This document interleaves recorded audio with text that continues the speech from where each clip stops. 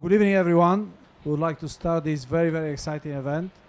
I would like to say a very warm welcome to Chef Kemal Demirasal and to his assistant Mustafa, who, by the way, is our alumni, ex-student. Great to see him again. Great to see them both.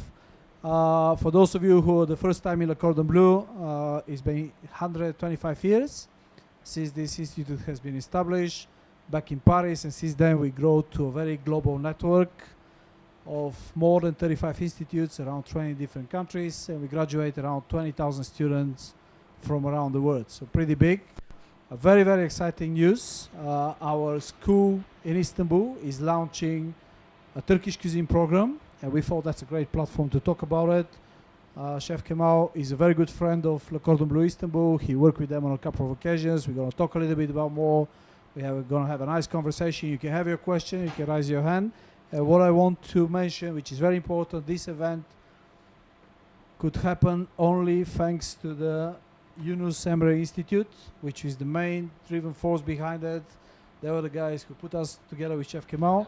But the most important, before we start, I'm just going to play a very quick video on our new program, and then we're going to crack on straight on that.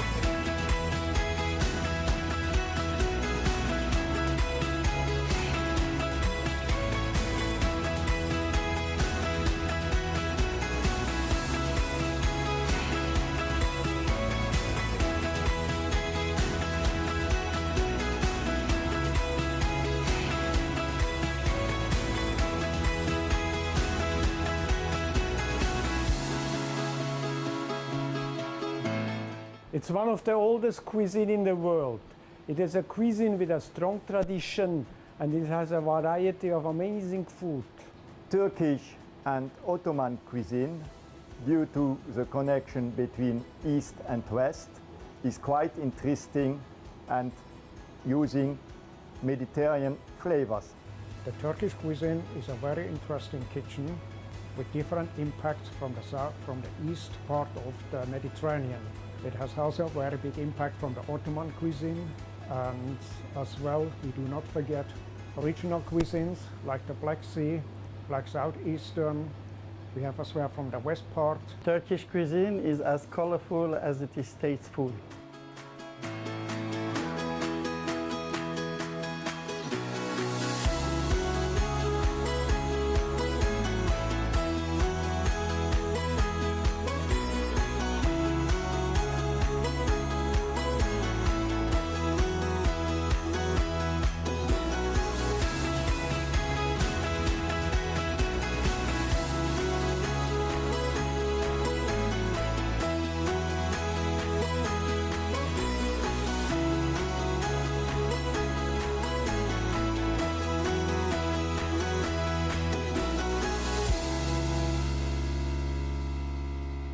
All right, Chef, Voila, yeah. see you.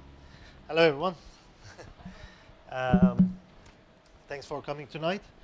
And I would like to first thank to Yunus Emre Institute and Cordon Bleu for this great gathering. So before we start, just let me give you a brief detail about my background. I was born in west coast of Turkey, Izmir. And before I was a professional in gastronomy, I used to be a professional in windsurfing. So pretty much I'm a self-taught chef. And since 15 years, I've been doing gastronomical restaurants and being part of the world's 50 best for about 5 years as a judge. And Three of my restaurants are Barbun. The first one is in Çeşme. The second one is Yek, and one of them is Alancha. Again, was part of our group in Çeşme, and then we had another branch in Istanbul. And since 4 years now, I'm in London, again for new projects. One of them is going to be Yek, which is focusing on Asian cuisine. You know, the Cycladic islands, which is like a blend of Turkish and Greek islands. And the second one will be the counter, where we focus on south, east of Turkey. So basically, that's me. And for tonight, we will be doing 2 dishes from our cuisine, where we call it Turkish. But before we start, I will like to give a brief idea about what Turkish cuisine is, because it's a very diverse cuisine. I would better call it a cuisine of terroir, due to, we call it Anatolia, and there are 7 regions in the country, and they're so diverse from each other that we cannot say one is similar to each other. They are really too diverse, has very, you know, unique characters. So it's hard to say, is there any similarities? Believe me, it's like black and white when you want to compare these cuisines. So today we're going to do 2 dishes. One of them is going to be savory, and the other one is going to be sweet. Whereas we are going to use 2 techniques, or one of them is going to be very authentic, a very family-driven dish, whereas the other one is a very famous dessert from our cuisine called baklava. But we're going to do a twist on it, and going to show you a modern twisted one. So the first one is going to be a lamb tandoori. I know it may sound very Indian, but our cuisine is driven by the big migration for hundreds of years. So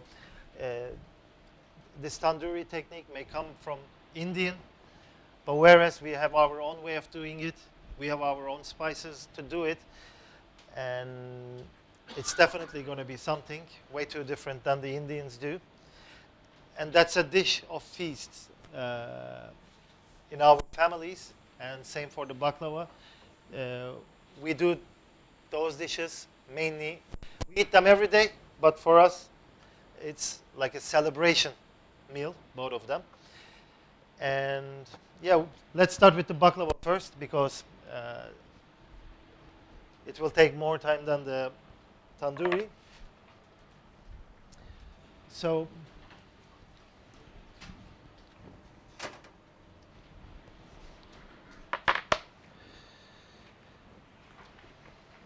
yeah.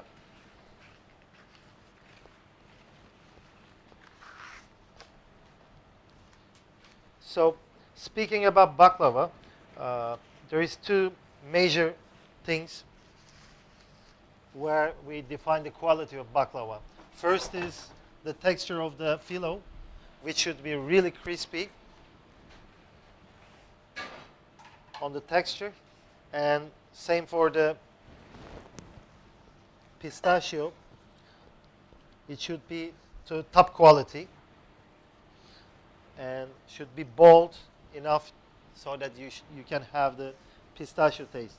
So what we twisted on is, normally we have lots of sugar syrup inside to finish the dessert, and that's to our taste. But to twist it into a international understanding of sweet, whereas you have the French sweets, that's too much for their understanding. So to make the taste more understandable international wise, we wanted to take the notes of the sugar to a less noting, whereas we wanted to increase the pistachio taste. To do that, normally we use the sugar syrup at the end of the dessert. Once it's cooked, then we use it. But here, we're going to do it at the beginning while we are cooking it, which will give it a very dry, crisp, but you will have the sweet tones on it. So I will start it for once, and Mustafa will keep on making it. Here we have layers of phyllos. Then we're going to do the sugar syrup. We have a ready one here already, but just for you to make it, as in the instruction, it's 250 grams of water, 250 grams of sugar, and 500 grams of butter. And once you cook it, you will have this emulsion. So we will heat it to a moderate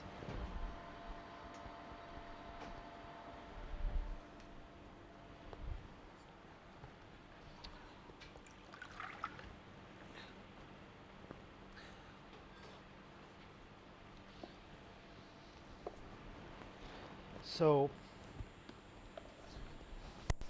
can you keep an eye on this one? Meanwhile, I will demonstrate the cutting.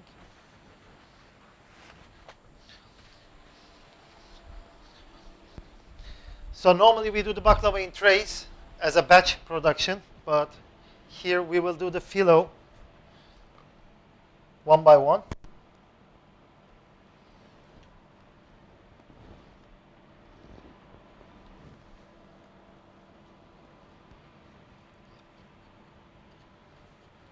Bir tane tang alabilir miyim? Tang. Yeah. Bir tane de tang verirsen spatula.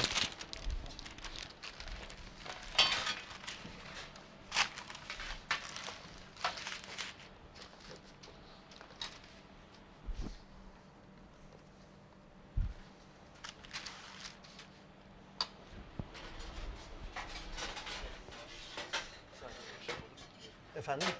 Any spoon or something like a tongue? No. Any tongues? No? No worries, okay. Bir de şey alabilirsem, kağıt yağlamak için.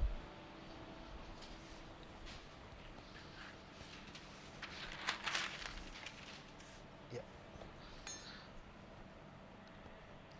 So we have very thin layers of phyllo.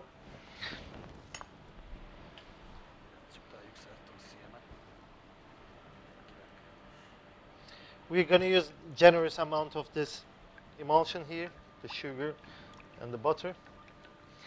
So as the sugar and butter burns while we are cooking, it will give it a golden crisp texture.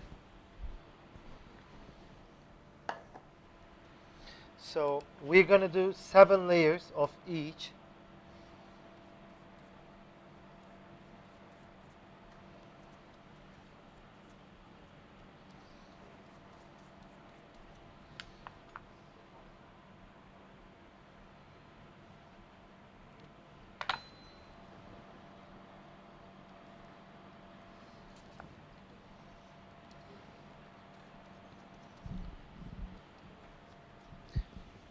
If you can see, but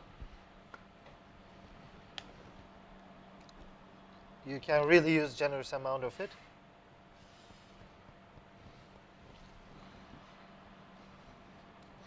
And make sure all the edges are covered and sticking to each other. Otherwise, in the oven, it will not work.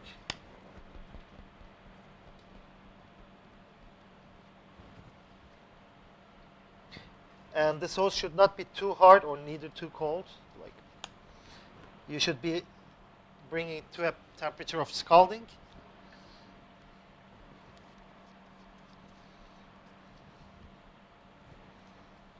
And the last layer. We use 7 layers accordingly with the thinness of the phyllo. But in case you have a thicker phyllo, then you may reduce the number of layers. Yeah. So this is the first one we have.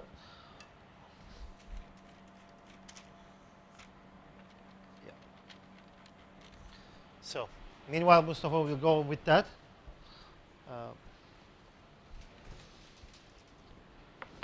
Şuraya alıyorum. We will go with the pistachios now. As told in the beginning, the reason why we made this recipe is to make the taste notes of the pistachio come forward, and with the phyllo, just to give this crispy texture rather than the taste of the sugar. So we will go with pistachios that are skins are peeled. We will put them and soak them. Oh, okay, yeah. So, yeah. So normally in Turkey, we use the ones for baklava, only the ones that are called birchit or the early harvest pistachios. This is called due to they are very small in size and yeah, looks like a birchit, to be honest. But these are the best ones to make the baklava. So here, luckily, our chef has given the luxury that we have them peeled already. But in case you didn't have them peeled, we soak them overnight into hot milk and let it stay overnight. And this helps loosen the skin. Meanwhile, we want this milk sweetness inside the pistachios. So even if it's peeled, we will always soak it into milk. That's because we want this mixed texture, as I told you. Where's the milk, by the way? Süt neredeydi diyeceğim. O süt değil. Diğer bunu şey yaptığımız. Okay, we need a bit of a milk, extra milk. I can use this one, but we will need extra milk. Thank you. So, again, I'm not going to boil the milk. It's going to be to a temperature of scalding.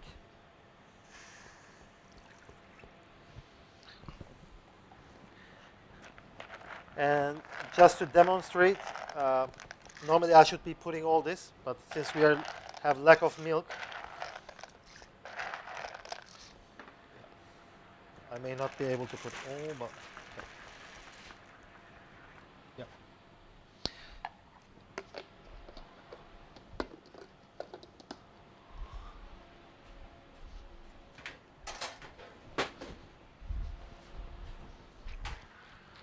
So we will let the milk infuse into the pistachio. I don't know if I can show it. Yeah. We will have more milk coming on the way, so I will cover it all. Yeah.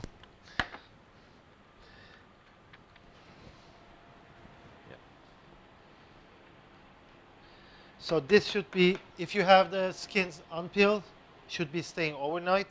If you have the skins peeled, it will be enough to let it rest in this milk for an hour or so.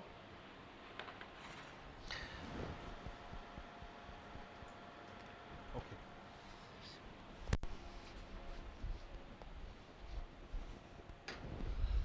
So, meanwhile, I will start with the lamb tandoori because these are the bases of our dessert. We will turn the pistachios into a cream rather than crumbs as the original baklava recipe. So, with the lamb tandoori, or so as Europeans know, the slow roasted lamb.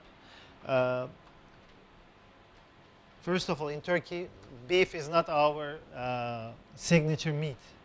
Our signature meat is all about lamb, and we like to cook them more like big chunks or whole meat rather than fine cuts. So we're going to be using the lamb shoulder.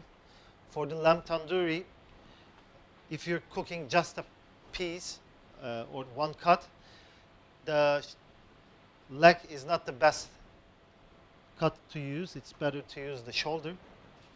But normally, the pits we use also in central Anatolia, like Denizli, we have also the pits, and we like to hang the whole lamb as a whole rather than just cuts. But due to we have the ovens here, and to demonstrate the same taste, we are just going to be using one cut. So, in your recipe list, you may see the brine, which is like 3 liters of water, 60 grams of salt, cinnamon, lemon zest, orange, and star anise. We have already brined the meat yesterday. I'm not going to show that because there is nothing technical about it. But why we do it is to make the osmosis so that the meat is more juicy. With the salt, it can soak more juice into it and makes the meat more tender due to the salt fact inside. Normally, we always use 2% of salt, and this brine should be covering all the meat. So if you're going to be cooking, thank you, chef. If you're going to be cooking not just 1 lamb shoulder, but if it's going to be 10, you have to multiply the brine as much as so that it's covering all the meat.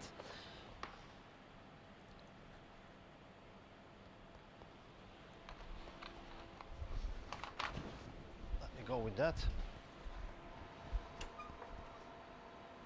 Yes. This has been brined already. So after brining, we take the shoulder out of the brine and give it a drain under cold water for 5 minutes to get rid of all the residues from the cinnamon, lemon zest, and we get it clean. And then what we do is, to get a crisp finish, we hang it in the fridge where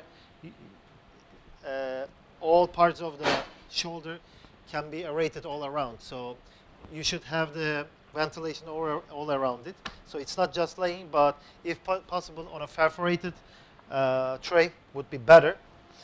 So here until this part, we have everything set to this point. What we're going to do is, as I told you, our cuisine is like Indians, is about spices. So we're going to use some spices that are signature to our cuisine. Let's say starting with cumin, and then we have the cinnamon sticks, star anise, very Middle Eastern, let's say. So I'm going to make a paste so that we can cover all the meat to cook together. Whereas I use the vinegar to make the meat more tender for the acidity. So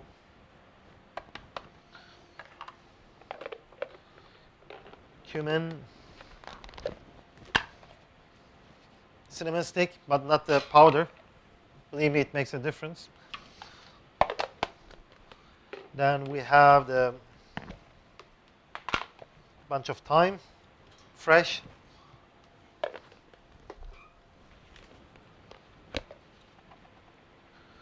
The usual suspects, the salt and the pepper.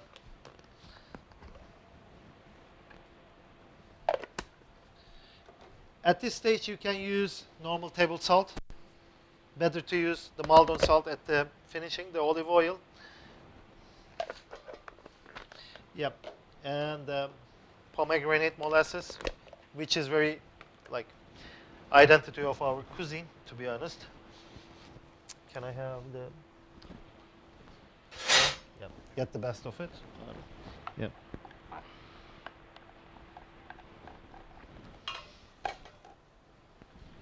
Lemon juice. Yeah, water. We will add extra water, but inside the paste we have some more water. The castor sugar is to caramelize it. By the way, we will not be searing the meat like the usual cuts due to the shoulder is already fatty, and we will be cooking it like this has been cooking, the one already here has been cooking over 3 hours now. So the Maillard effect already works itself. We don't have to sear it. So it's going to be reverse searing at the end of the, yeah, we put on, right? Yes. So just to show, yeah, that's our mix.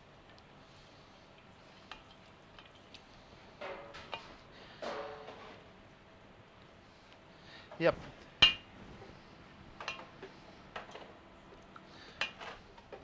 So, next thing, with the shoulder, Um, we have to cut the joint here due to the muscles here. While cooking, the meat will be shrinking. So to let it lose itself, we have to cut the tendon here. Otherwise, the meat will not be tender. Again, show you.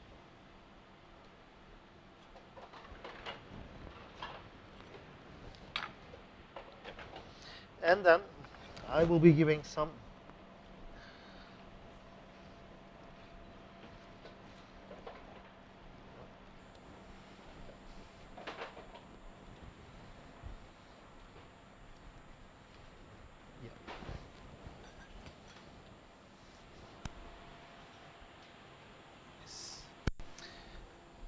and then we get the tray here.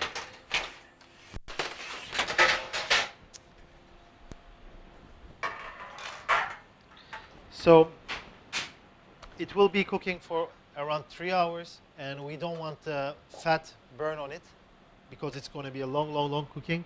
So we will start with covering it, and we will finish it. We will take the foil off at the very last 30 minutes. Can I have the foil, chef? It should be.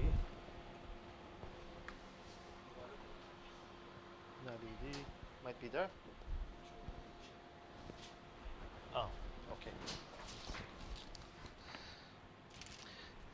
So with the foil, there is another trick you can do. I will put the first layer, but while cooking, it can scratch and the water can go down. So not to let it happen, we make a second layer here to make sure we can keep the juice inside the tray. And then, can I have the brush, chef? Brush, yes.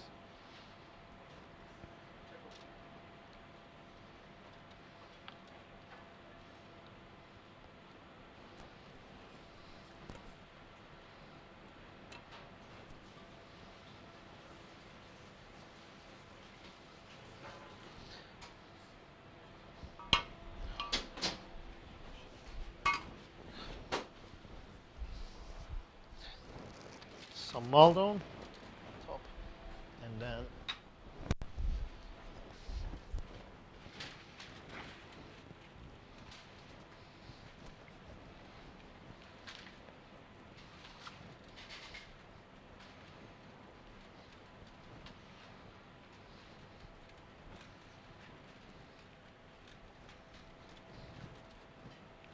yes. Let some part of the time under the tray. Yes.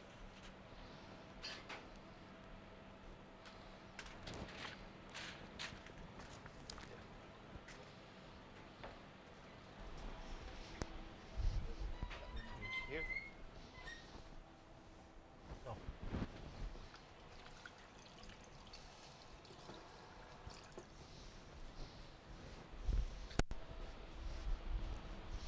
So with this one.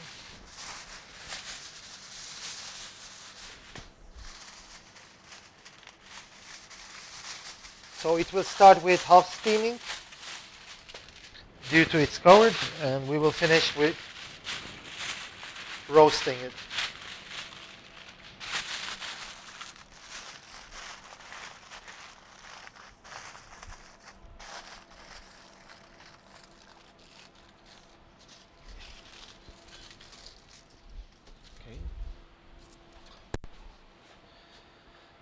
Yep. We will start with 200.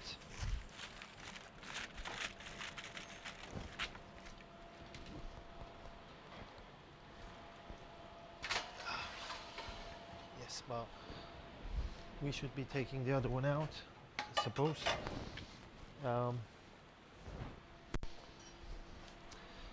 We go on with this one 220 so that we can roast this one.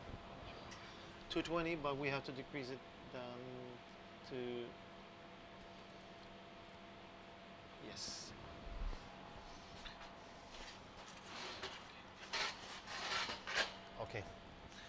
So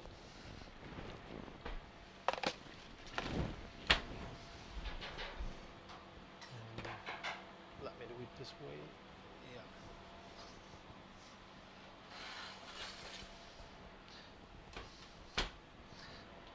So the very first hour we got 220, and then we will decrease to 200 for the next hours.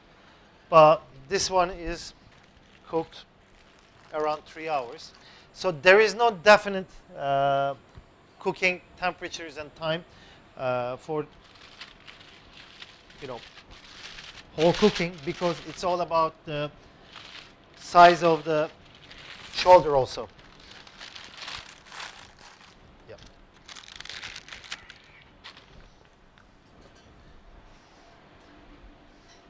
Yes, let me take it to this one. Yeah. Okay.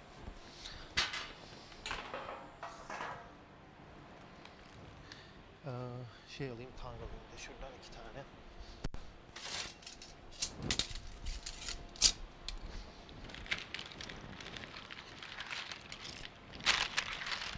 Chef, Yes, whilst you're please. preparing this, tell us a little bit about your inspiration. How did you move from a professional windsurfer to the chef? Oh. Tell us a little bit of the story. That's quite fascinating. Okay. And your inspiration in cooking, where did you draw it from, please? Sure. The thing is, I think it comes from the family, because like most of the family members are either designers or into fine arts. So I think that was a part that influenced me much. Never thought about being a chef, to be honest. But şunu çözmemiz lazım. Let me finish this and I'll get to the question.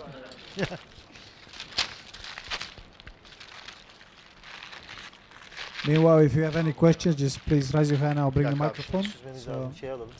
Şunu ve süzgeci var. Okay, here we have something way different than what we spoke there, because we have to change the cup, and it's cooked it like quicker than we thought in rational. But normally we should be having much more juice than we have right now here, which should be around 250 grams. But what you see here on the tray is actually the fat from the lamb.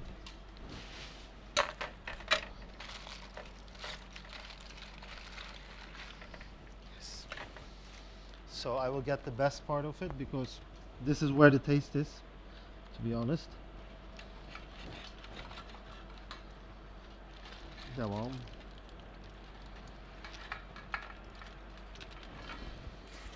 Yes. Yeah, when it comes to your question, yeah, it was about family bonds, I think. They were too much into design. My father is an architect, so I always wanted to do something about designing, producing. Yes. So this is the Jew we have here. I know it's very fatty, but that's the way it should be. So I will add some butter into it.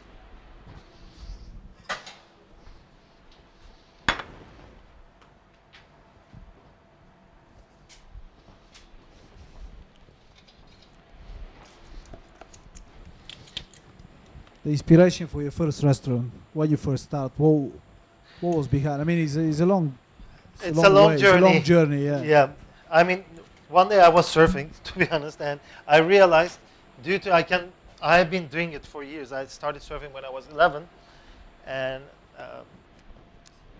I was competing for over 10 years in European League. Then, it started to feel like I'm not doing it with a, how to say, there was no struggle there. Like, meanwhile I'm surfing, I was feeling like, you know, after I surf, I go to bank and do this, do that. So you lose all this fight behind it. And that's where I realized, I think this is no more battle to me. But meanwhile, like, I had too much passion in cooking. So at home I started cooking. And then I said in one day, I'm just quitting. And I just quit. And then they said, like, what you gonna do? And I said, I'm gonna cook. That's what I'm gonna do. No one believed at first. But neither my family regret the idea of, like, why you quit when you're in, you know, such a level. And I said, like, I don't want to do it any longer. That's what I want to do. But the question was that there was no one from the family that was into culinary arts. And by the time my age was like 26, and you know, nowadays you can go to culinary schools when you're 35 too. But when you think about 2007 or these years, it was not much of culinary schools that you can go in your you know, late 20s. So it was a question of, should I go to school or should I do it by myself, you know, self-taught? So after long discussions by myself, I said, yeah, I'm going to do it by myself. So that's not a good advertisement for a school, you know. I think we'll forgive you here. You can mute this part. So I said, I'm going to do it by myself. And what I did was, I bought loads of books. Like, today I have over, I don't know, thousands books in the library. But I never read them just to read them. I really tried to understand what is behind the idea of why this is done, why they are doing it, what is the chemical reaction behind all this. It was not just about reading, a chef did this, and let me just replicate what he's doing. I was trying to understand the idea behind. And I started a very small restaurant called Barbun, which was, by the time, cooking very casual daily food, to be honest. The idea was just to be able to cook something proper, which I was not being able to do in the first few years. I think people were not very happy with what I was cooking. But, you know, I was getting there. I was learning something out of it. And after 2 years, yeah, I was in a level that I was able to cook things properly, like at least you know, French culinary arts. I was able to, you know, execute them in a proper level. There is no way you can say I mastered it. You master it all through your life. But then I started questioning, like, there should be someone doing this thing better than just cooking proper meal, and there should be an experience side of it. So that's where I, you know, while digging through the world of culinary arts, I discovered in 2007 a book in a library saying that the best 50 restaurant in the world. I need a few more spoons. Spoon var mı orada? Okay. So I don't argue, do you know, appreciate best 50 or not, but by the time it was something new to the culinary arts. So I said I will go and travel these restaurants to dine as a guest, not to go and work. So the idea was to travel for at least 2 restaurants per month. So over like 4 years, I traveled over 100 of them as a guest, as I say. Then it started becoming not just traveling to dine and have pleasure, but to understand the dynamics of how they are running the restaurants. And that's where Barbun, the first restaurant, was done for me as a project. That's where we started Alancha. It was, the idea there was to serve a dinner experience rather than just serving meals for us. So it wasn't a, easy cast, to be honest. It took years. But the idea for the kitchen was to do things precisely, to work in a, very precise organization, leaving no space for failure. And our team was like over 10 were in the team, and over 40 of them were apprentice, which we were over 50 people in the kitchen. But then this became a place where people started to exchange ideas. So it became a place, not just that I know, but everyone shares ideas. And that's where it was really exciting for us, the project. But then something started to dawn on me that, this is way too much for a human life. That much of pressure, and spending hours in the kitchen for like 18 hours just for perfection is something I respected, but neither for myself nor for my team. I didn't see it humanistic to work so many hours just for the perfection of it. Like, you can be perfect for it, but like you can't ruin people's life. That's what I started to think. It's just, at the end of the day, it's an experience, it's a meal. It should be perfect, but in a humanistic touch. So that's why things started to change, and I went into projects that are more authentic, and like as I do now, I started cooking more impulsively rather than cooking to precision. I started to do things that I love to do, and that's where the project Diek started. We should strain this. Tell us a little bit about this project, the one I just mentioned. We spoke earlier about the project in London. That's quite interesting. If you can share with everyone that, please. So, yeah, by the way, let's go with the demo. We strained it here. Can we see it? I don't know.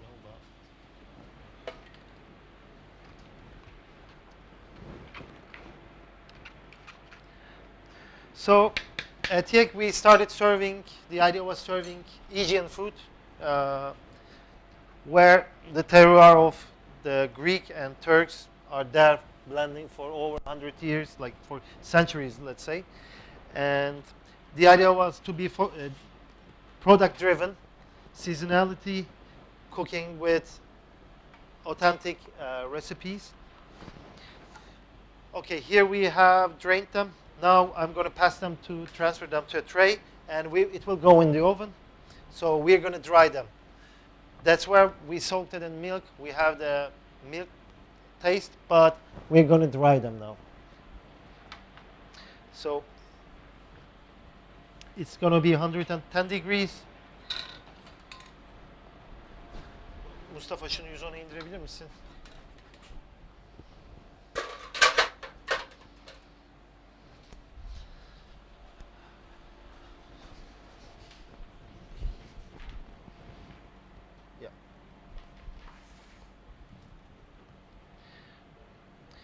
If I try to blend it, yes, please.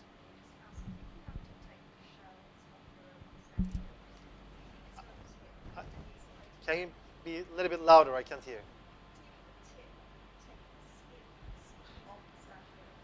If you put it in, soak it in milk overnight, the other day, like if you even roll it on a towel, they will, I mean, most of it will go like the chickpeas do. And then you will have to clean just the remainings, but mainly if you just soak them in hot milk. It can be also, hot water, but we want the taste to be better. That's why we use milk. And then once you drain them, put it in a towel, roll, and you will get them peeled. Is it in hot? O biraz kapıyı açık bırak istersen.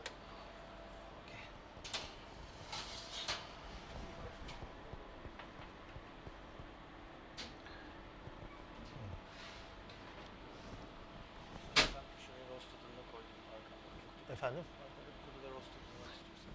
Yeterli olmayacaktır ya. Tam birebir şey yapalım. Okay, meanwhile this is resting, we will go with the baklava. Let's sit here. Yes, chef.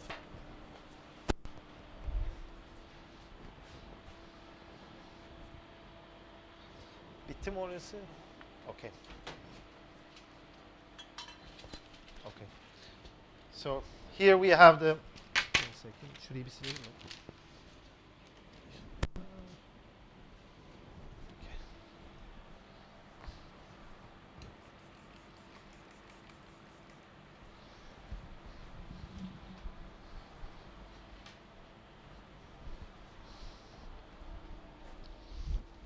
So here we have the layers.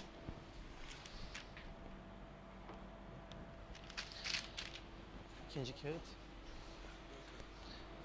So what we're going to do is first let the dough cook, and then we're going to get it crisp.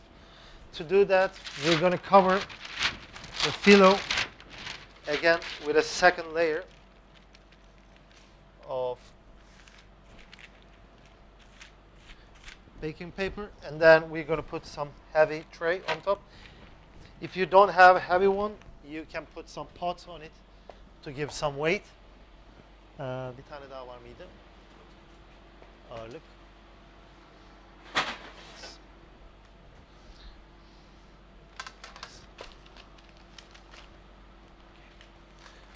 Bunu da gönderebiliriz. 160'a çıkacağız da çıkamıyoruz şu an.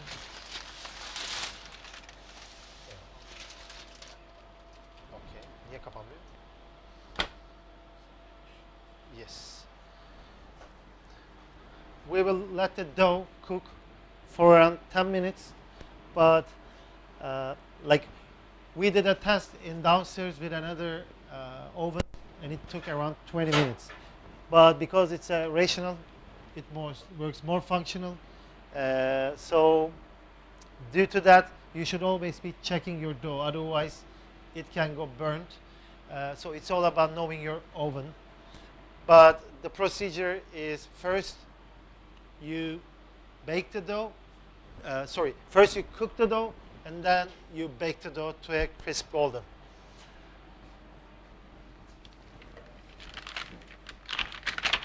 Now next.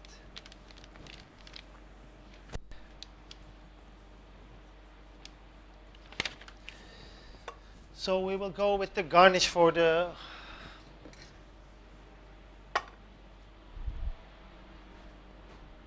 lamb, and then debone it, and we will go with the plating.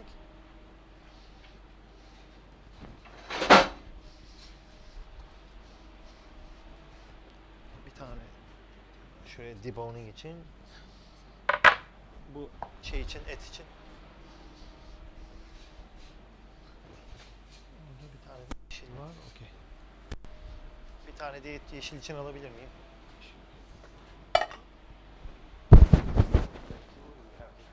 Yes. Sure. Thank you. Tabakları buradaki ama. Yes.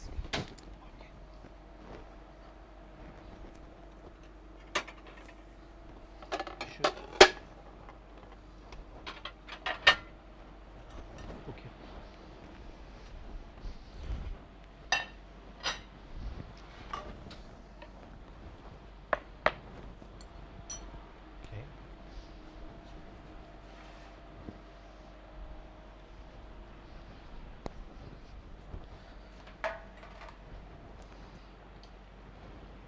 So here I have the lamb, you see. It's very easy to debone.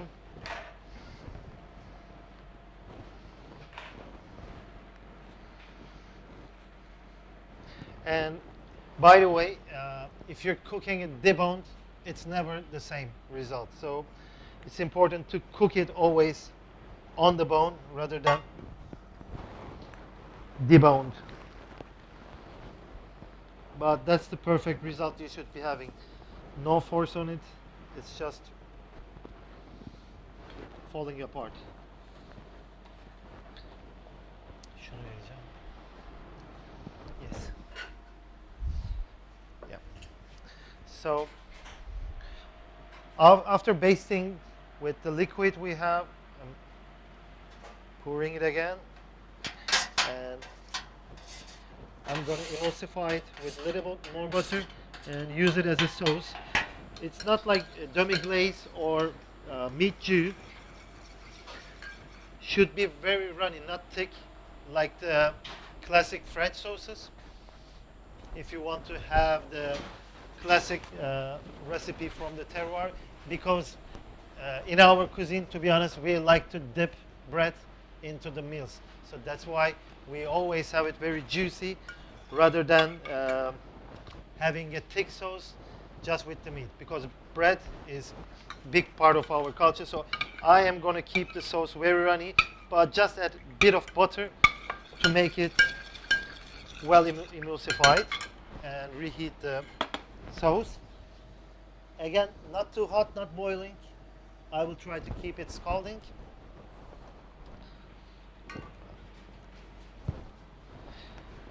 And by the side, you can do pilav, a rice dish. Again, that is our common part with Indians. But I prefer to do a different dish to elevate the taste to a freshness.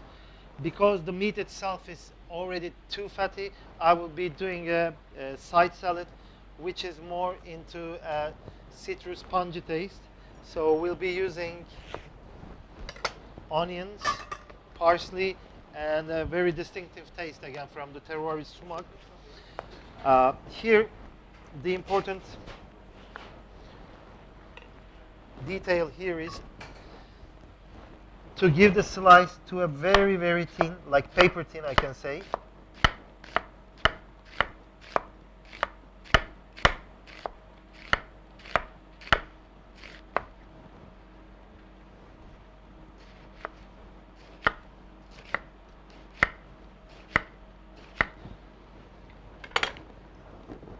So, go.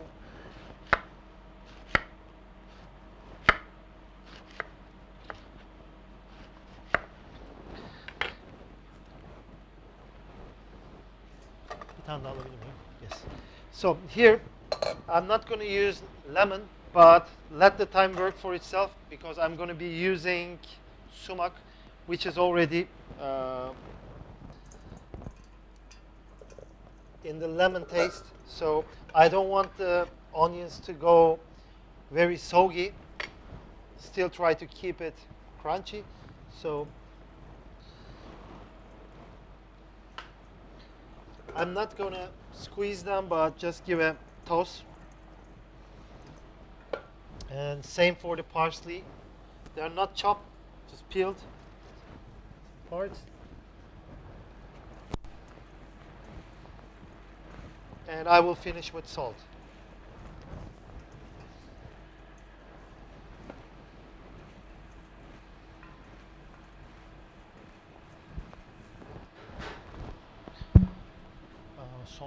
Salt. Well, don't we have it? Ah, okay. Yeah, salt to taste. And meanwhile, I'm going to plate the meat. This will work itself.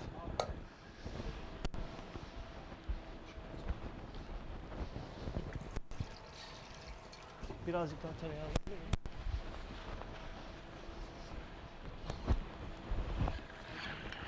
Tereyağı.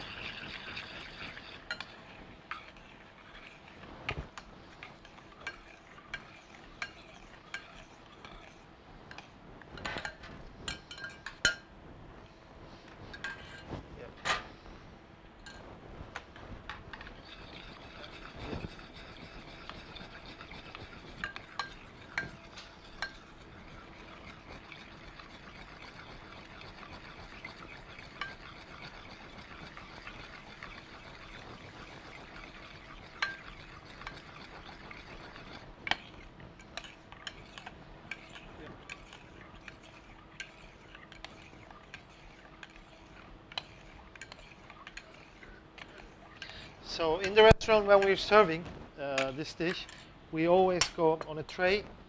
First, use the same jus to make it again so juicy. So I will use another, maybe yeah, something like this one. Do you have a transfer tray, like a small one? Küçük bir tray, yeah. Tray. Yeah. Yeah, that can be too. This will work too. Yeah, that will work too. Okay, perfect.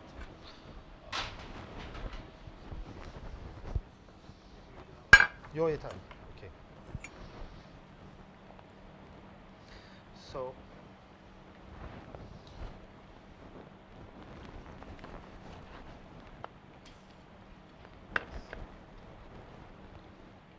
see,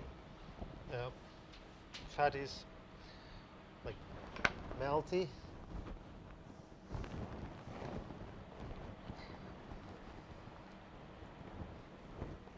And again,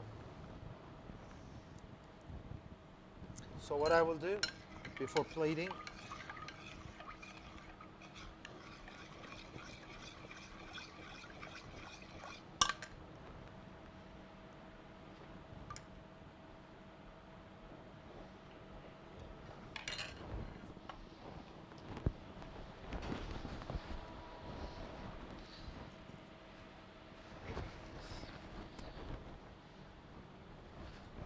alabilirsin.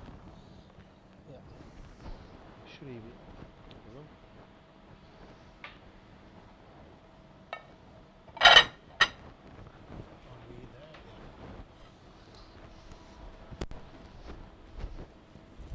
A little bit more. Okay. Şunu da alıver.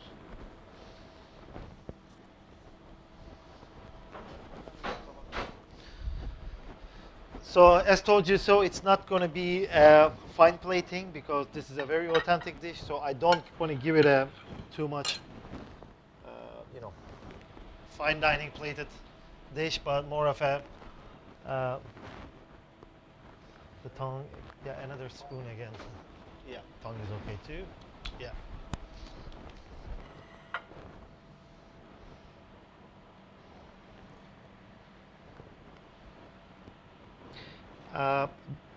While plating this dish, it's important you use layers of the lamb. So I used one from the very underneath part, which is close to the bone, and another cut from the middle layer, and then the last layer is the skin.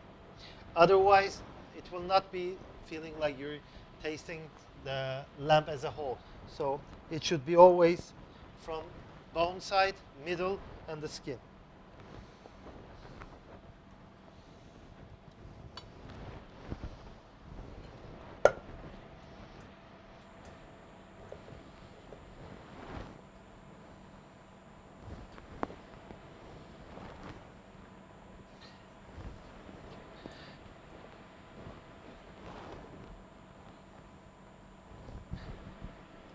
Any questions for And Chef Kemal? to finish, though, this one, sorry, is going to be the molasses.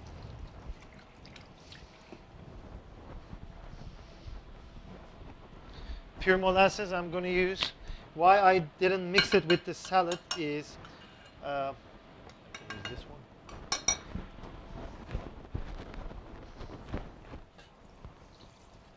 Yeah.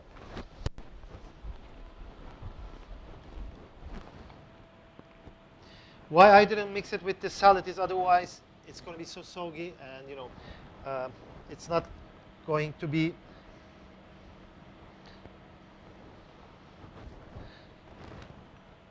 as fresh as it is now.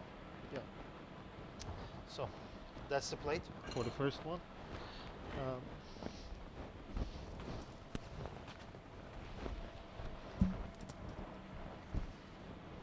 Yeah. Yes. So that's the lamb. And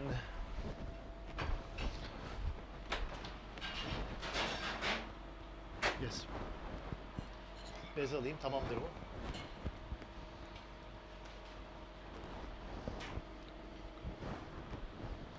Any questions with the lamb? Then we will go with the baklava. Case. Okay. Okay. So, I don't know if how I should zoom, but because it's well roasted, you can see, I don't know, maybe like this. It's very fatty on the skin because all the fat inside the pistachio is now burst out.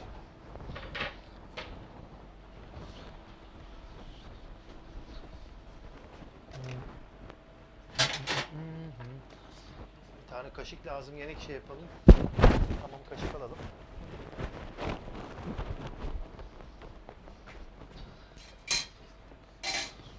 Şeylere bakar mısın bir?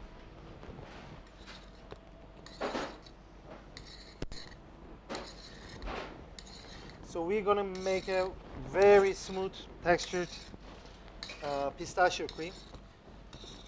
As told you in the beginning, the first dish was authentic, and this one is more into a contemporary touch to the baklava. So normally we use crumbs of pistachio, but here we're going to turn it into a very fine puree-like cream.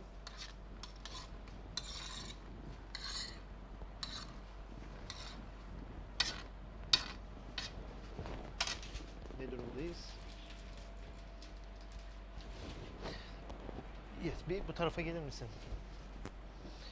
While taking the trays on top, you should be very careful, because if the film is sticking on the tray, then you may lose all the batch. That happened before, and it's not nice, believe me. So, indir buraya abi. So you should be very gentle while moving the tray.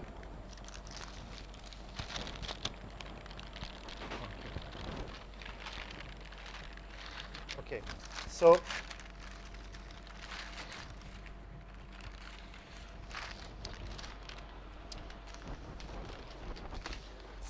yeah.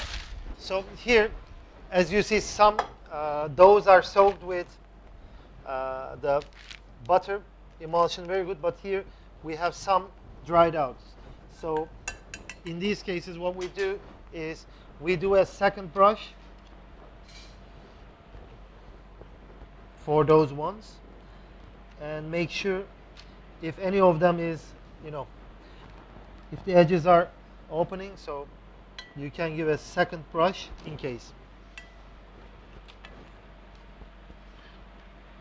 Okay, for this stage we will go 240 to make it a golden crisp, to have the final finish like these ones.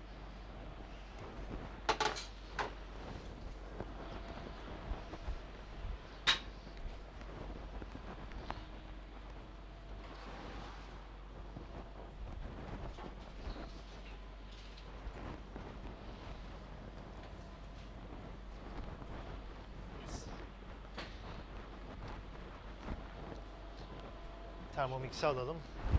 Can we use the Thermomix on the front side, or? Yeah, okay. Thermomix'i buraya alalım Mustafa. Şeyi de. So at this very stage, we will use gelatin for stabilizing. We're going to use some cream.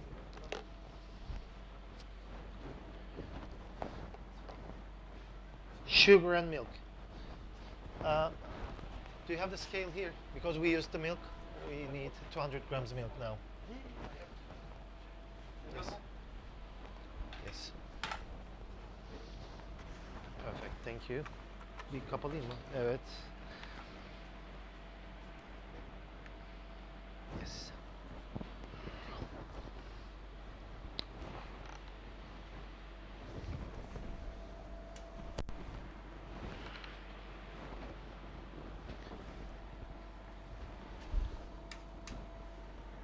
Is it on, chef?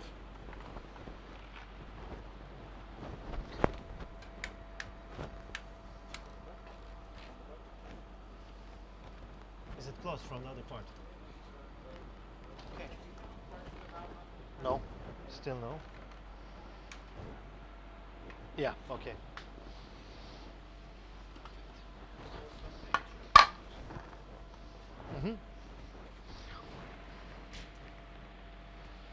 So it's 200 grams milk here.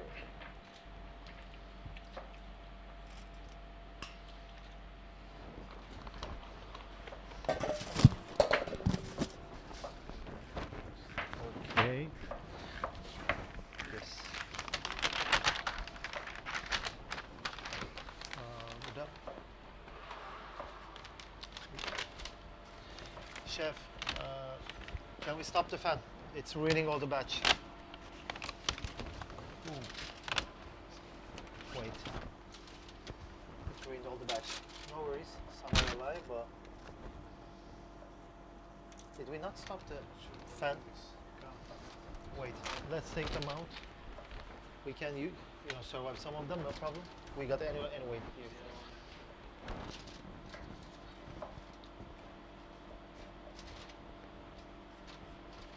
That's not good problem. But stop the fan at least, meanwhile. I've got some survive here so that we can show, but we should stop the fan. Wait, no. It was closed.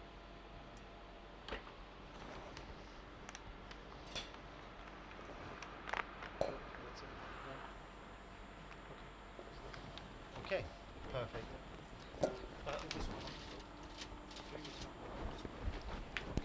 Wait a second. Let's use the ones. Few will survive. This one survived. This one survived. Sorry? Again, I didn't get it. This one. Okay. Oh. Hopefully. Maybe a little bit more. Yes, should be fine like that. Yes. Okay. So we have 200 grams of sugar here. We're going to use 140 with the butter, with the cream, and the rest with the milk, which leaves like 60 grams for the sugar for the milk. If you whip the ratio of all the cream and sugar together, then it will become too buttery, which will not be like a whipped cream. So that's why we are dividing it into two. But meanwhile, if I just use the sugar for the cream but not the milk, then we don't have the sweetness that we want to achieve with the baklava. So that's why it's divided into two.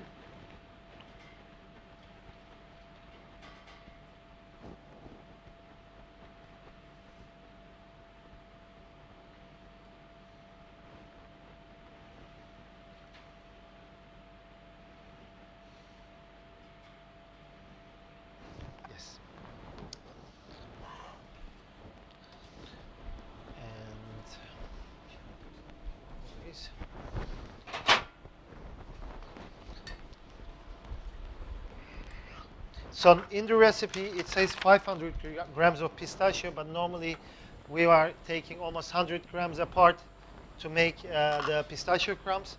So I'm going to take 400 grams from here.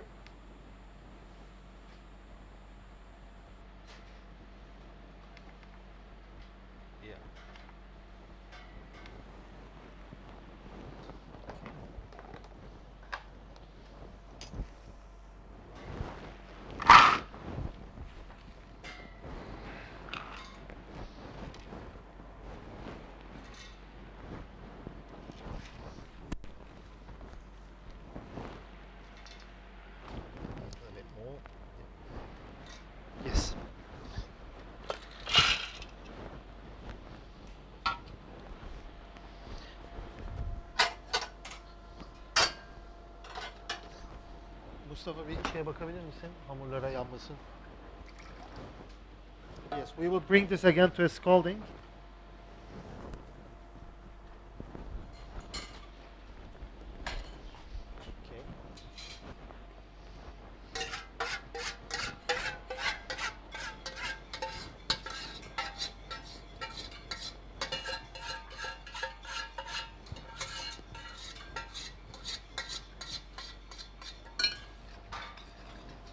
We will cook it just enough to sugar to resolve.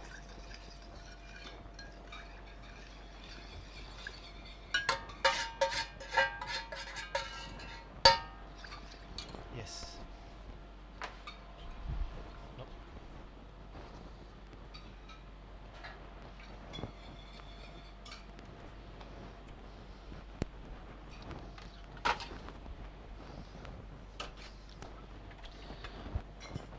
Meanwhile, we will whip the cream.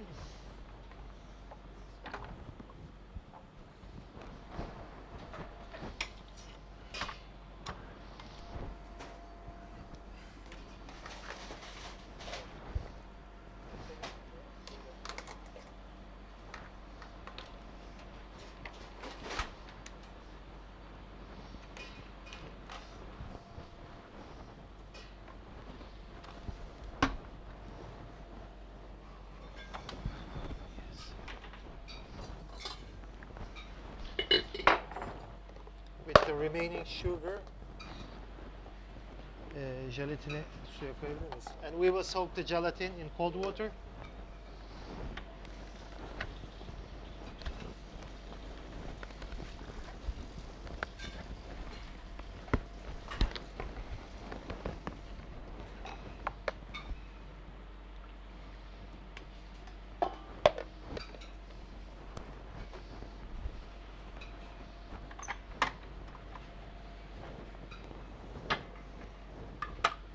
Bu bununki değil abi.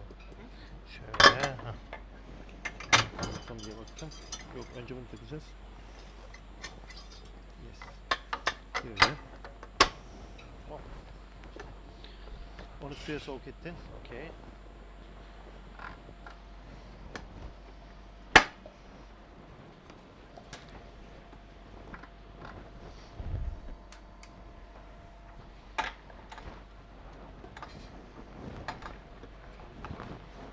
Hangisi? Sıcak bir su muydu o?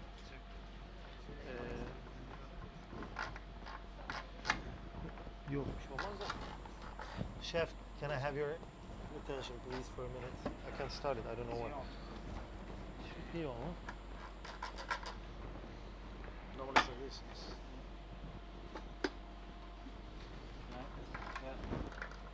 I'm not sure this. Or should it be the way or other way around? I think you should do it. Try it. No, other way around. Maybe like this? Yeah, let's see. Yeah. Sure? No. No, of course not. No, it can't be this. It's this way. This way. No, no, no. It was right, I think. You reckon? It was right, but It doesn't click.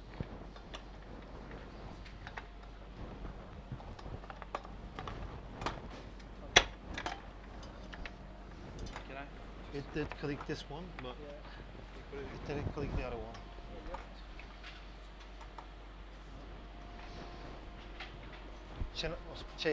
Mustafa.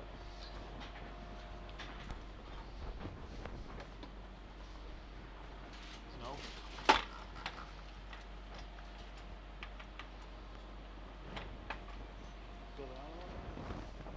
Oh.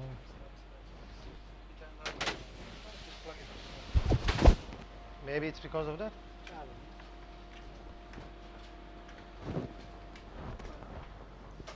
Click on it. You need to click in and then it close. Wait. Try again.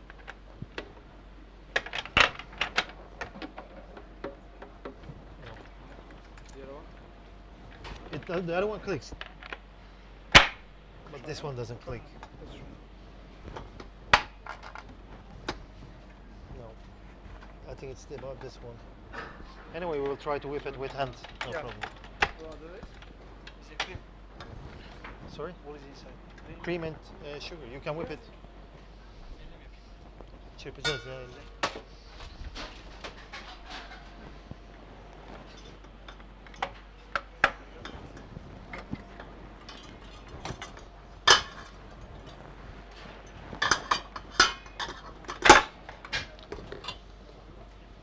Yes.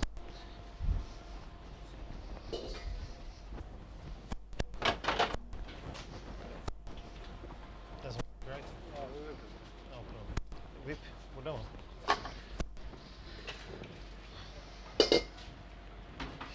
spatula. Versene ona bir tane spatula. Okay. I will whip it with hand due to some technical issues.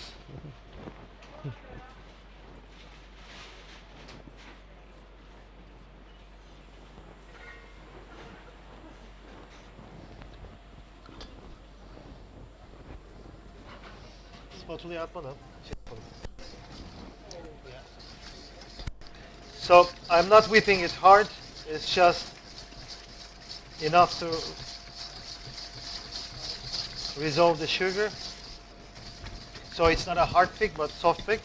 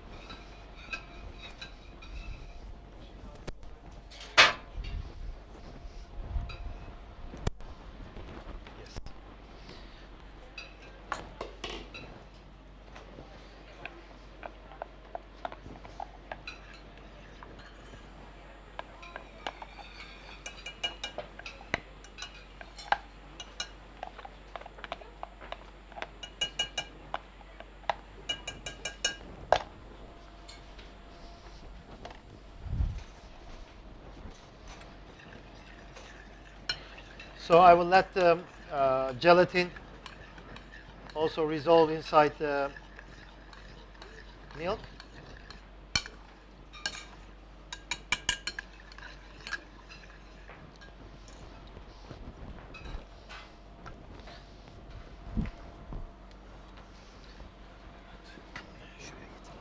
Biraz daha mı gelmesi gerekiyor? Okay.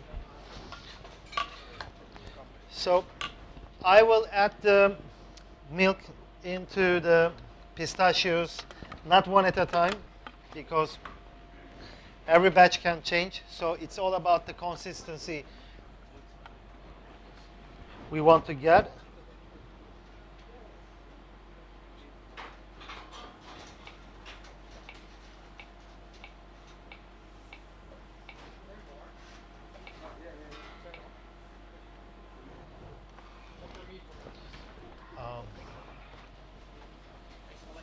Kapak gibi bir şey. Şu tuzun olduğu ramekeni versene ya üstünü kapatmak için. Yeah.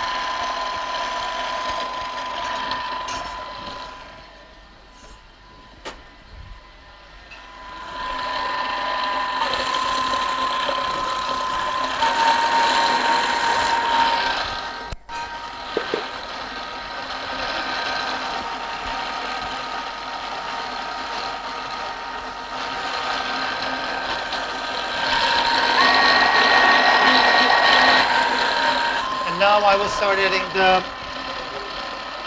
cream.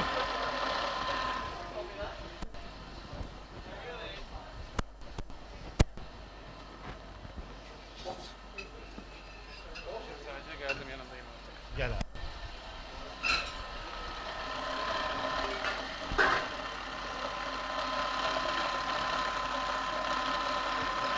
Al abi şunu.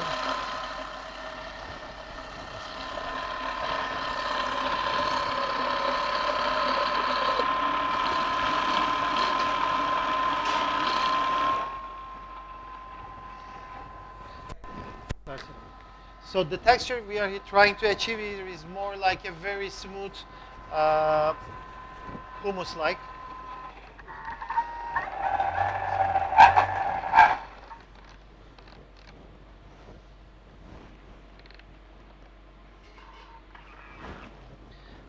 Sometimes it may stuck, so what I will do is open it, blend it again, for it to keep on blitzing.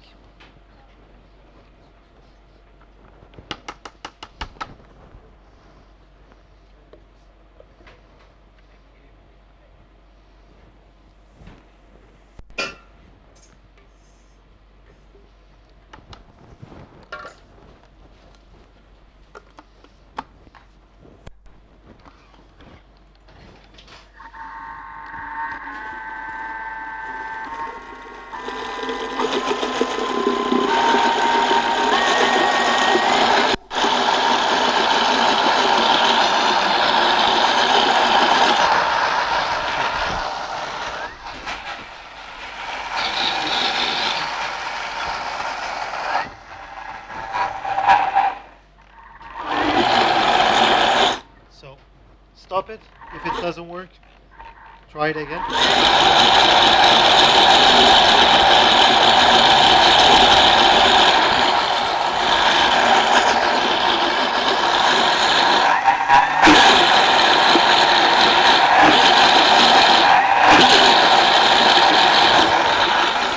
Stop off the timer.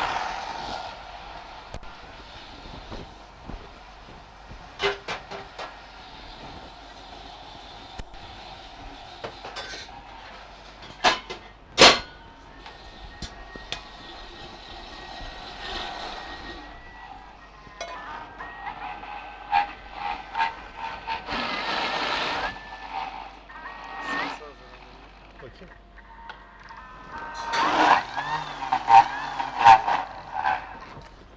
Yok tamam. Gerek yok.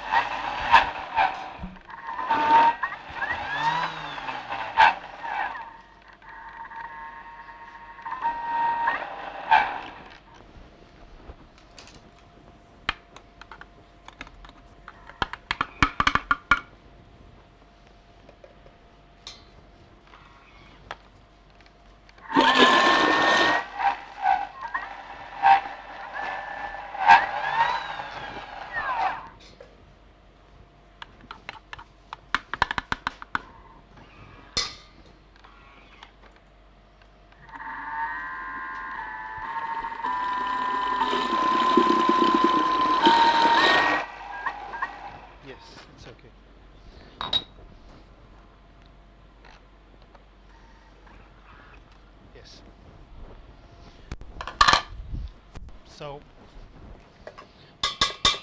şunu vereyim sana. That's the texture we are after. Should be like silky smooth. And because it's too hot now, due to blending, we should be keeping it like at least an hour in room temperature if you're going to serve it straight away, or you can keep it in the fridge. But you should make sure before serving, always keep it in room temperature. Otherwise, it might be too stiff.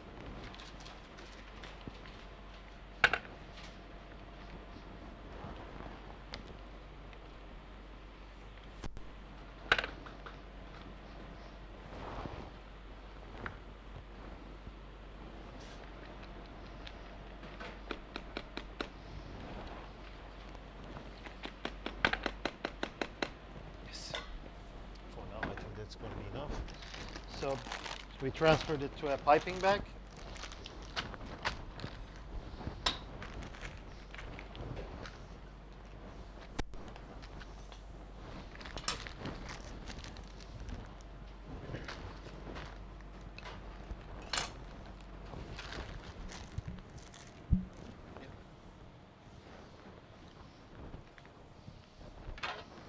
So just to give you an idea of the texture, once you're finished,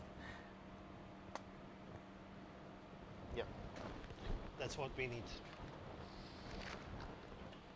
So we have one that's already pre-cooled, like 12 hours ago, in room temperature, and we will go with the plating for the baklava. So here again, we're going to do multiple layers of phyllo to enlighten the crispiness.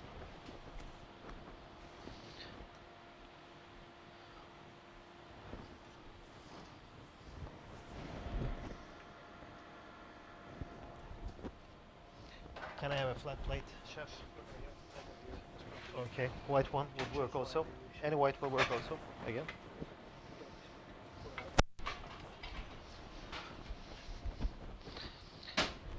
So I'm going to do two plating now, which is one like a dessert dish, but we also in the restaurant serve it as a petit four, sometimes like a macaron. So bir tane de küçük tabak verir misin? And I would like to show you that version. So after we take the phyllos out of the oven, we always like to keep it in a griddle like this, so that don't keep them in contact with the tray. Otherwise, one side will be moist, not crispy enough, while the top will be very crisp. So always keep it aerated while cooling down. That will help you have this texture. Şu da olur ya, fark etmez. So we have the pistachios crumbed. We're not turning it into a fine powder. We want always some, fine chops inside it. That will, because the cream is already too fine, to give it a, crispy touch, we would like to keep the pistachio crumbs a bit chunky. So, with the dessert version, or plated dessert version, I would start with the cream to stabilize the tower.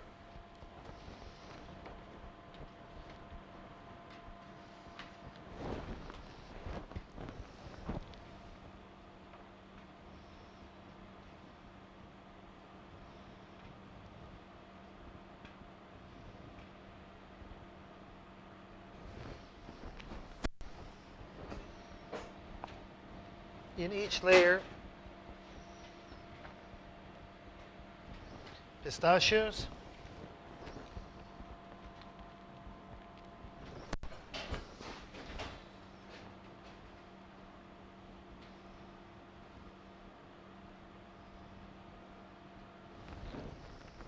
then again for the second layer,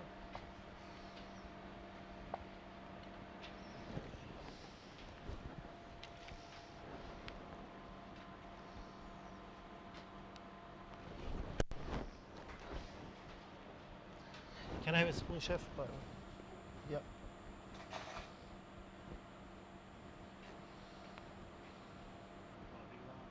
Bigger one. No, that will work too. That's okay. No problem. It's like a millefeuille, but with phyllo dough. When we first started with this dessert, we went just plain with the tower. But what we figured out that people always want more with the cream. So we always started serving the extra on the side, to make the experience of the dessert fulfill every bite.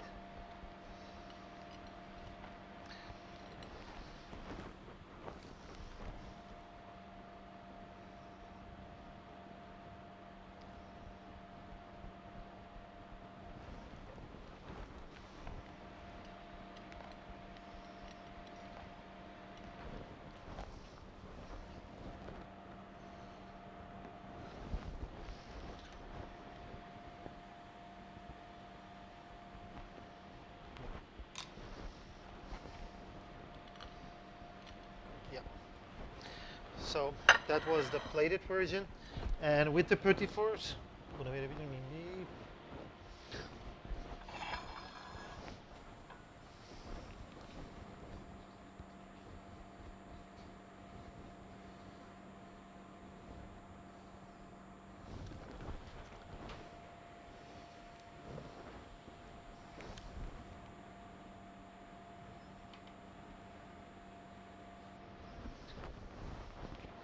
It was all about.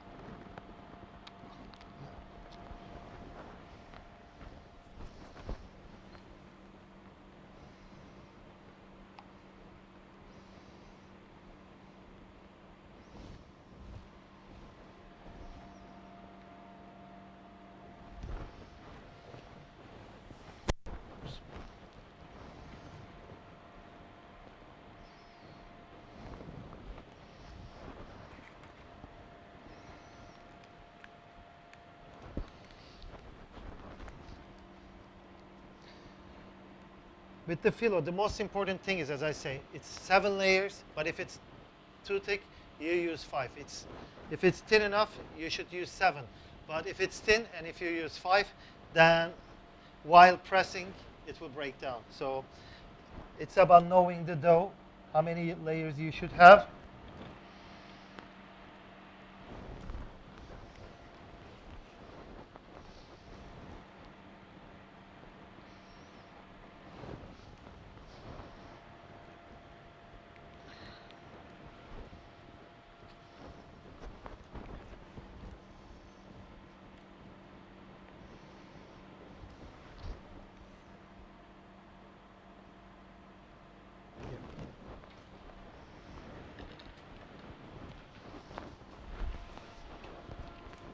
And that's our interpretation of the baklava.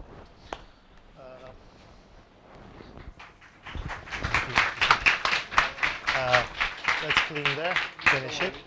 Okay. Yeah, sure. All right, thank you very much, Chef. Thank you. You'll be able to taste it in a minute. A Yeah. small teaser of that. Now is the time to ask Chef Kemal as many questions as you can think of. Let me get this one. I think everyone is very similar, familiar with the Turkish cuisine. Şunları kırarak mı vereceksin? Okay. Kesme tahtası alalım.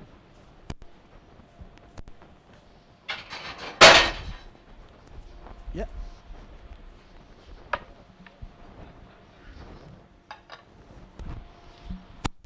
First of all, thank you very much. I have a question. Why did you pick these 2 dishes? I mean, they were fantastic. I can't hear. You can't hear me? I don't hear. I don't hear. How about this? No? Yes. First of all, thank you. Thank you. The dishes were fantastic, but why did you pick these 2 specifically? As again I told in the beginning, but these are to me celebration dishes because I come from more west part of the country. In like every traditional or our bayrams, these are the dishes we used to have, either lamb tandoori, the slow roasted lamb, or the baklava. So I wanted to show some celebration and feast dishes. Why I did the lamb as is because it's the very authentic way of doing it, and the baklava is definitely it's very speculative to who has found the baklava. The Greeks, the Turks, the Arabs. Well, yes, everyone is saying that we made it or we found it, but I believe it's a blend of exchange of cultures all through the migration, and I believe baklava is the one that everyone is speculating on it the most. So, but for us, like from birth to death, dessert has a very important place in our culture. We celebrate, or we even in our moorings we have dessert. So that's why I wanted to do one dessert, but why especially baklava is because I think it's the most special dessert for all of us in Turkey. That's what I believe, at least. Thank you. Thank you.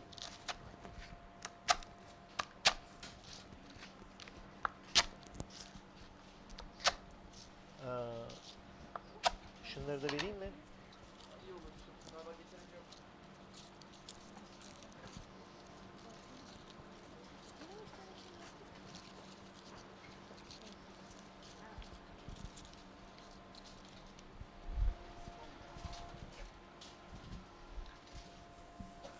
More? It's okay. Şu kırılanları belki. Question for you. Oh, sorry. Yes, please. Somebody asked what type of gelatin you use for the Leaf gelatin we used. Leaf, yes. pork. Doesn't contain pork, right? No, no pork. It was beef. No.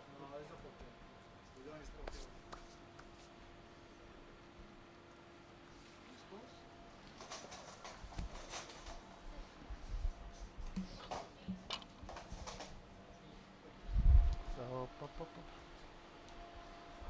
yes. Bu üç tanesi burada. Dördüncü bıçak nerede acaba? Bilmiyoruz. Ha, tamam. I have a question. Yeah. First of all, it was incredible demonstration. Can you hear me now? No, I can't hear Oh. still. If No. you keep it a Yeah. little bit louder, it will be great. Okay.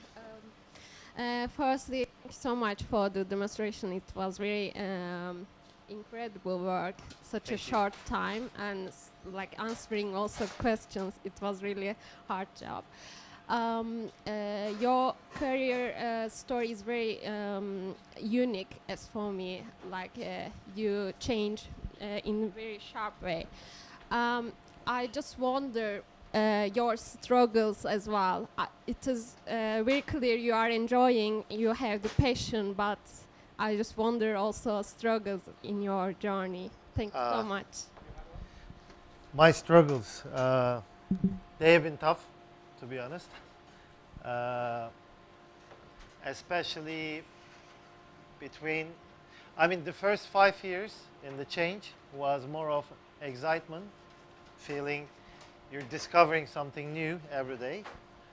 But then when it started becoming more about pushing the edges for being more precise and no room for failure, then it started becoming an obsession, because the more you push, the more people are trying to follow your lead.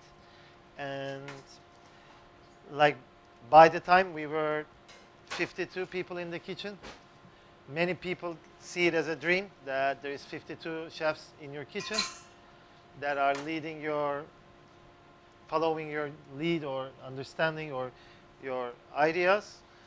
But there you see loneliness, because you feel you always have to push so that someone will follow your lead. And then you start pushing, and then it starts becoming depressively too annoying, because you work 18 hours a day. While you're done, everyone is gone home, then you still need room for creation or pushing the boundaries. And that was the second stage, the second 5 year.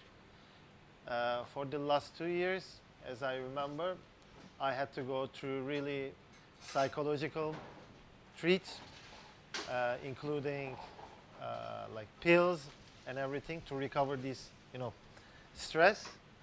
And then came the last 5 year, which is, I think, I'm relaxed with what I'm doing. I'm no longer pushing, and I'm just cooking what I want to cook. No one has to follow my lead. It's just, I'm doing it to reflect what I want to do, because the idea of doing avant-garde cuisine, once by a very good chef friend of mine, Luciana Bianchi. She is also part of San Sebastian Gastronomica, And she once told me that cooking avant-garde is not about your cooking skills. It's about your personality. It's how you perceive it to the other side. It's not about cooking better or cooking more fine. And to do that, you just have to follow your instincts, to be honest. And yeah, it was tough. And I don't recommend anyone, to be honest. It should be in a balance. I think that's the answer. Neither side is like, you should take the things serious. I don't say that do whatever you want. It should be, you should be doing it in a feeling that you should feel serious about what you're doing, but not the other edge where you just push everything, focus, because that's what I see in the world of gastronomy nowadays. I think it was more before the COVID. Now everyone is more enlightened about after COVID, not just in gastronomy. Everyone is more aware of, living life, because for 2 years we are stuck in, homes, and that's where we saw it was difficult. And I believe all the chefs are in that environment before COVID. We work 18 hours in, the slides. So that's the thing, to balance life, enjoy and work, and your dreams of what you want to achieve should be in a balance. I don't know if it was the answer, but Thank you so much. thank you. Hello. When you did your pilgrimage of the 50 best restaurants in the world, Yes. was there one location or one dinner you had that really, The best, you mean. yes, that stands in your memory? It's hard to say because, to my perception, the politics of 50 best has changed over the years. So I think it was Asador Echabari,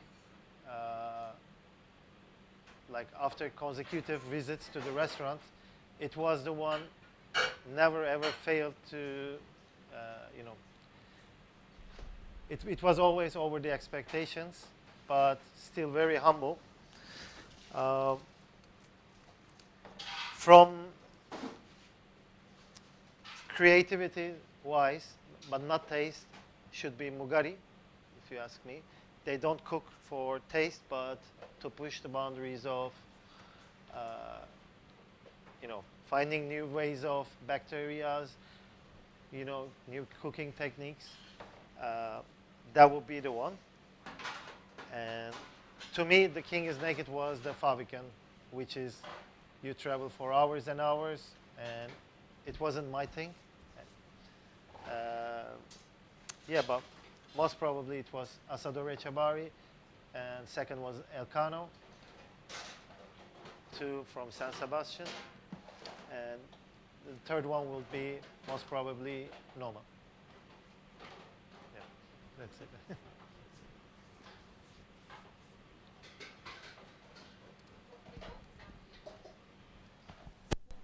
Thank you. I can hear.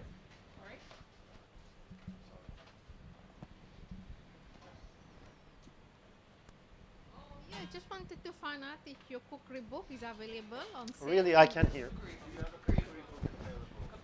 Cookbook. No, I never dared, to be honest. In the first years, I thought it would be exciting to write a book. But for me, to write a book is something I should take really serious. Like, I'm not done yet with what I'm thinking. It's evolving. So it would have been a choice to write it, and turning back, you can say, it was great doing it, but how fool I was to write this book.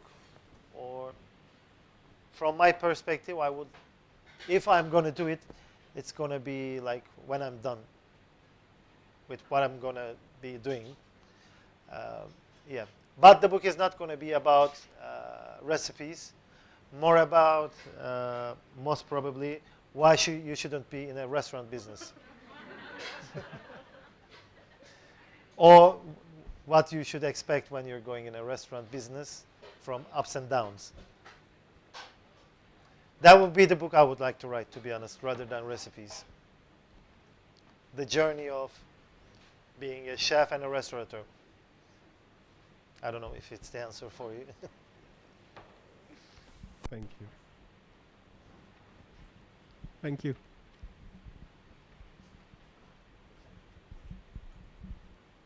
Can you hear me now, yeah?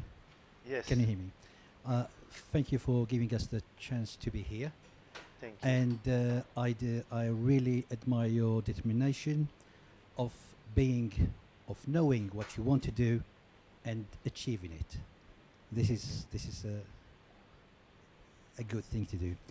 Second thing, being you are Turkish. Yes. Does the word baklava mean anything in Turkish language?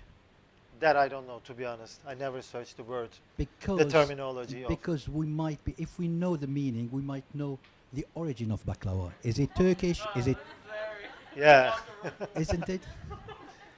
It clicks an idea, but I never, to be honest, checked the terminology of baklava. Okay. So it doesn't mean anything in Turkish language, no?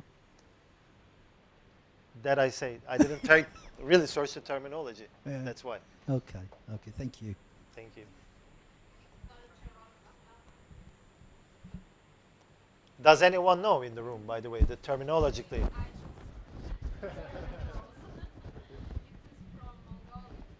It is from Mongolian. Rolling. It means rolling. Okay.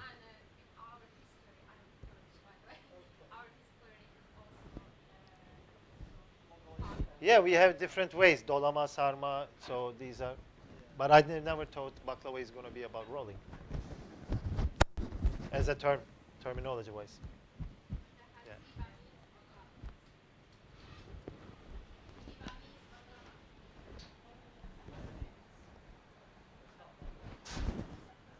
Done or Lucas? Done or? Sorry.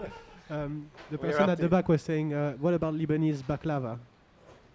What about Lebanese baklava? For me or?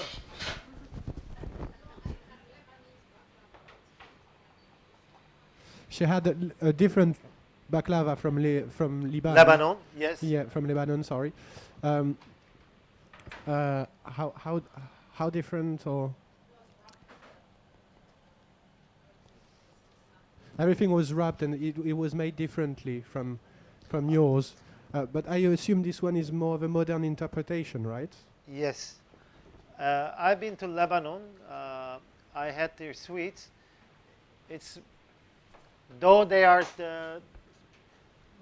very from the same family of desserts, what I noticed in Lebanon visit was their desserts are much more dry and less in sweet tones. Like in Turkey, what I say, due to we love sweet too much, I say like if you eat a really, syruped baklava, because we have also the dried one, or we have some other desserts like tulumba, I say it's feeling for a foreigner to jump into a jam jar.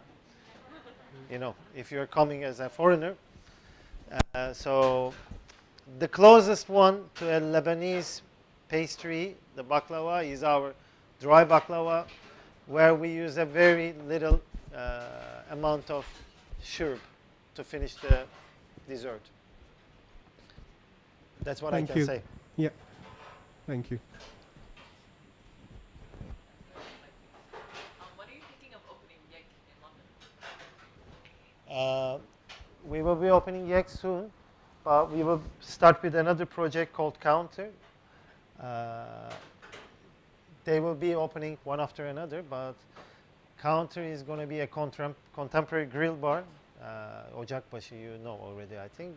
But it's going to be more Japanese influenced in means of experience. It's going to be very neat. We're going to play with the side garnishes of the kebabs and skewers. So it's, as I say, it's going to be a contemporary one, but it's going to be more easy to achieve for us to start with this one. Yak most probably will have open by the end of 2022. Right now we already have a dark kitchen in Fulham. We are making deliveries all through London. But then again, it's not a restaurant now. It's just delivery based. And the counter will open by most probably end of February in Notting Hill soon. And a second branch will open hopefully in Borough Market as of end of spring. And Yak most probably end of the year. Hopefully, if everything goes well, that's the plan. Thank you. Any other questions?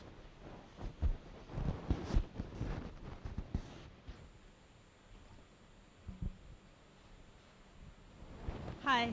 Hi. Thank you for showing us your recipes, especially this one was our favorite.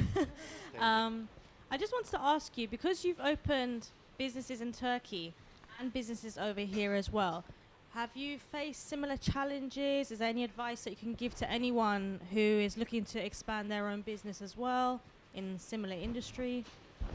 The challenges as of like financial-wise or operation-wise? I think operation-wise, if someone has... Or is it the startup So challenges? if somebody has a restaurant here, as yourself did, and they wanted to open the same restaurant and expand into Turkey, how could they transfer that over? Do you think it's sort of like an easy operation as compared to... like here we have the question you have is vice versa. The ones we have in Turkey, we are trying to bring them here. So I don't think so you can bring everything as it is in the origin to UK or any other countries. You should adapt, because your perception of a dish, culture, or the surrounding of the restaurant is never fitting to a foreigner culture. So I believe we have to adapt things without spoiling its core. So you should still keep the authenticity, but knowing that no Brits can understand what you used to have in the origin, because just give an example, like kumpir. We have done one kumpir project here, a startup, and to be honest, it didn't go so well. I think it's because for them it's a jacket potato, and for them it's something that you cannot elevate to a different level, because they don't want it to be, I don't know, maybe they don't want it to be elevated, maybe they don't want to pay a few extra pounds for elevating a jacket potato. For them it's just jacket potatoes. So sometimes how intellectually you want to polish an idea or elevate a product, sometimes it just doesn't fit with the culture, and I still don't have the answer why it didn't work, but maybe it's a Second World War trauma for them. I don't know. Maybe they have a trauma with the potato. What can I say? So sometimes the idea just doesn't work as it is known in the origin.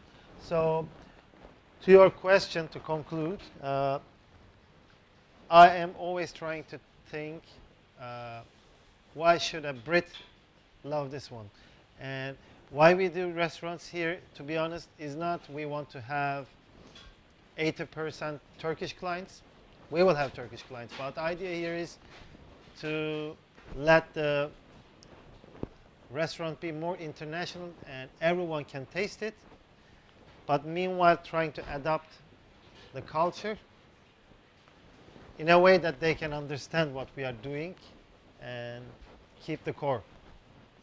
That's the challenge now we are facing, rather than economically, financially, or the startup issues. That's the challenge, to adapt the culture. Absolutely. Thank you so much, and congratulations again. Thanks. Yeah. I think Lucas has run away. Yeah, here he is. Okay. Any other? Yeah. Thank you very much for today. I just wanted to say 2 weeks from today, I'm going to Istanbul and I want to visit your restaurant. I think Alancha, you said? Yes. Yes? What would you recommend on the menu? I think you should go with full tasting. Full tasting menu, okay. But nothing in particular? No, I think you should go with the tasting. Okay, all right, thank you. That's the best thing you can do. Thank you very much. Thank you. Anybody else?